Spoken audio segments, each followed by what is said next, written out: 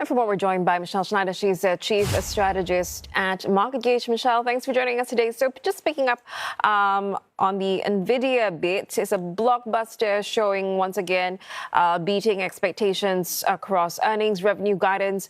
How significant are the results as well as that Q4 guidance, especially amid recent concerns about stretched valuations?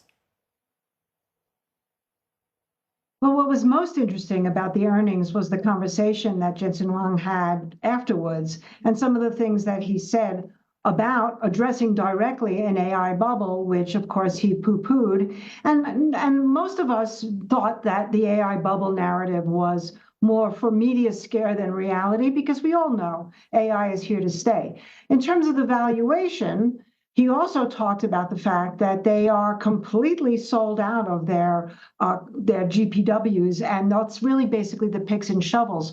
So what's also interesting is a lot of those companies, like, for example, Cipher Mining and Nebis, they are up even more than Nvidia is in the after hours. So essentially, what you got from this is he's partnered with everyone. I mean, he talked about his partnership with OpenAI, Anthropic, they provide all the chips, Elon Musk and Meta, and now even Palantir, which I thought was interesting because Peter Thiel sold out of his Nvidia shares the other day. So essentially the takeaway, right? So what's the takeaway from all of this? Is, do we need Nvidia in the game for the overall market? Yes, because the strongest sector has been the whole chip sector and the whole growth sector. And we did not want to see that collapse. However, is this the buy opportunity after a correction? That I'm not so sure. 195 is a good number in Nvidia, but we've seen it over 200 recently. So I think you have to give it a little time for the dust to settle, and maybe instead take that opportunity to look elsewhere, things that were hanging on for dear life that might actually now get a bid. Yeah, Michelle, but I'm concerned about the geopolitical side of things. Those tensions are affecting chip supply chains as well as export controls continue to loom large. I mean, how exposed is Nvidia's trajectory to policy risk relative to some of its peers? Well, he had dinner with the president the other night, so I'm sure they talked about this.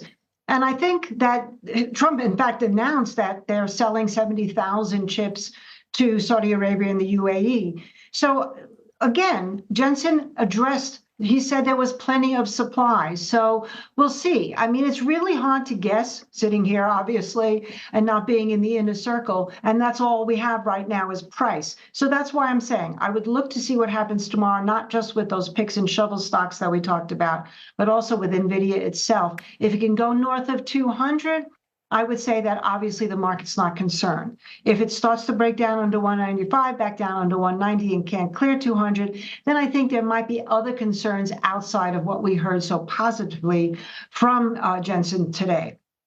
Right. And Michelle, this as we get a little bit more clarity on what was discussed at the Federal Reserve's October meeting with the minutes coming out.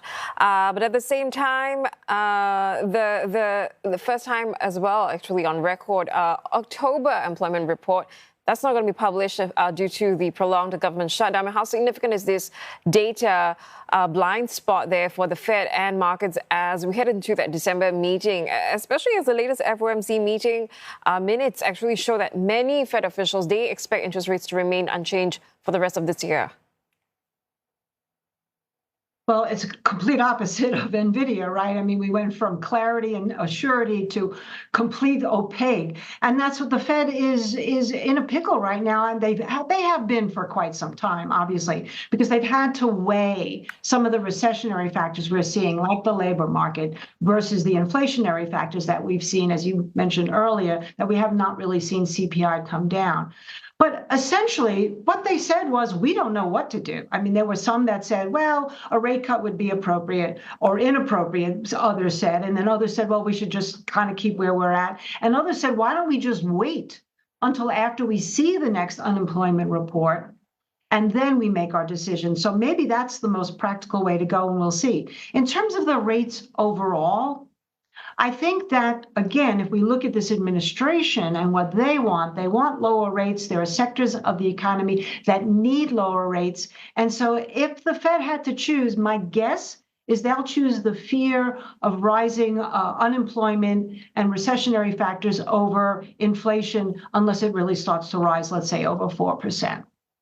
All right, Michelle, good talking to you today. Thanks for your time. Michelle Schneider, the Chief Strategist at MarketGauge.